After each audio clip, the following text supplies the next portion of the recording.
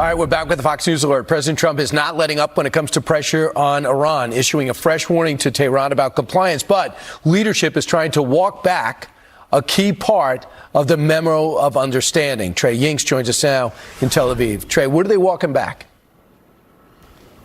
Yeah, hey, Brian, good morning. The Iranians have put out some new statements about their nuclear program and commitments they made over the weekend. And the president spoke yesterday from the Oval Office, indicating that if Iran doesn't live up to their end of the agreement, he'll do what he has to do. Now, over the next 60 days, they'll be resolving Iran's nuclear program and the issues surrounding it while keeping the Strait of Hormuz open. With the initial agreement in place, millions of barrels of crude oil are leaving the Persian Gulf each day. We took in more oil yesterday than has ever gone through the Strait. You probably see that we have an oil gusher.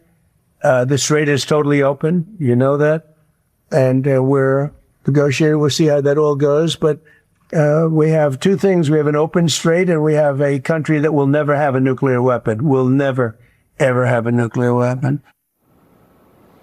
President Trump also posted to Truth Social overnight saying everybody is fully aware that Iran will agree to have major weapons inspections in order to ensure nuclear honesty long into the future. This came after Vice President Vance announced that Iran had agreed to allow IAEA inspectors into their country. Now, this morning, the Iranians denied this point, saying there were no new commitments reached on the nuclear issue. Despite these comments, the U.S. Treasury on Monday authorized Iranian oil sales, temporarily waiving long-placed sanctions against the Iranian regime.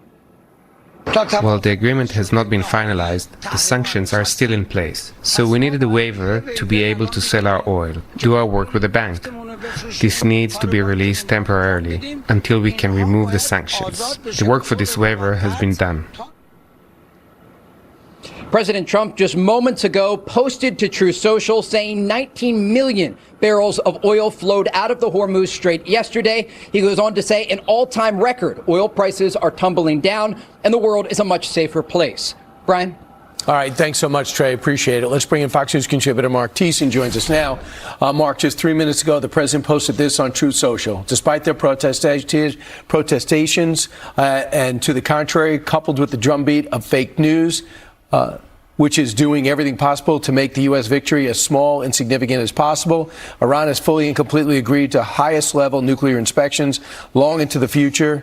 This will ensure nuclear honesty. If they did not agree to this, there will be no further negotiations based on this and other major concessions being made by Iran. I have agreed to allow the Hormuz Strait to remain open with no further naval blockade. However, all ships are remaining in place should they have to reinstitute the blockade. And it seems at this point highly unlikely that money and or sanctions that the U.S. Treasury is releasing goes into escrow controlled by the U.S. and will be used for the purchase of food and medical supplies exclusively for the United States, including corn, wheat, and soybeans from our great American farmers. These are the things that are desperately needed by Iran. This is a humanitarian crisis, and I feel it necessary to help now before it is too late. Talks are going well.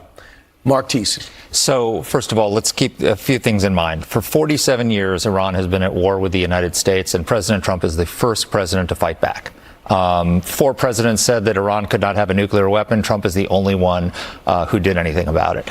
And the damage done by Operations Midnight Hammer and Epic Fury are devastating to the Iranian nuclear program. All their nuclear dust is completely buried to the point that they tell U.S. officials, negotiators, that they can't get to it. We would have to actually go in and excavate it. Their centrifuges are broken. Their conversion facilities are destroyed. And their nuclear scientists have been killed. So we have set back their nuclear program dramatically. These are huge gains. The Iranian regime has never been weaker since the 1979 revolution. The challenge facing the president now is how to lock in those gains and make sure they remain weak. And they cannot revive this. And so what the tension he's having is between having a deal, getting a deal that can do that, but also the problem of giving them money that could lift them up off the mat.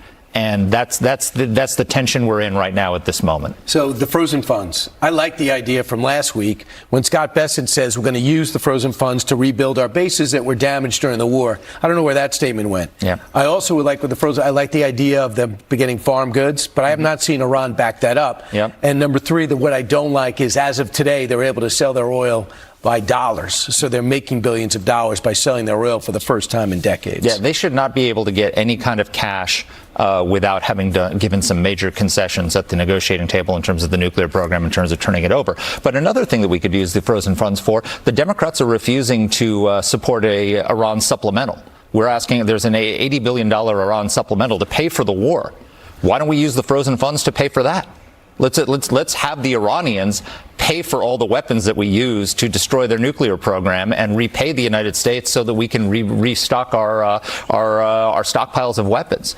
There's 90 judgments against Iran, totaling $50 billion for acts of terrorism against Americans. Remember, for 47 years they were carrying out terrorist attacks against the American people. Why don't we make the American people whole, the victims of terror whole? So you think we should be bringing that up right now in the talks? I think we should just be doing it. You know, that we have control of the frozen funds. What we don't want to do is give the regime a way up off of the mat. We don't want, and you know, what President Trump seems to be doing there in that Truth Social saying is like, look, we're not going to give them the money. We're going to buy American goods with them and farm goods and give that to the Iranian people. Okay, that's much better. He understands that we can't have a cash infusion into the Iranian regime. And the other thing that's got to be clear is Israel is not the problem. Israel is defending themselves. When Iran tells Hezbollah to bomb Israel and Israel reacts, Israel is not the problem. Yeah, well, he said that in a Truth Social the other day. He said that Iran has to restrain its proxy, Hezbollah, which is causing all the violence. Right. So, Mark, we'll see what happens. Last question.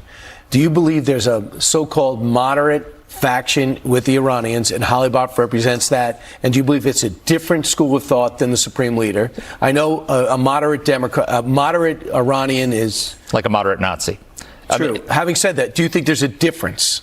So Ghalibaf was Soleimani's best friend. They grew up together. They rose up together through the system. Soleimani went into the Quds Force. He went into the parliament. But this is where he comes from. He's a Soleimani so the answer is no. ally. No, I don't believe it. Mark Thiessen, thanks so much. I'll talk to you on radio. All right. Be sure to like and subscribe for all the Fox News latest on YouTube and catch full shows streaming now on Fox One.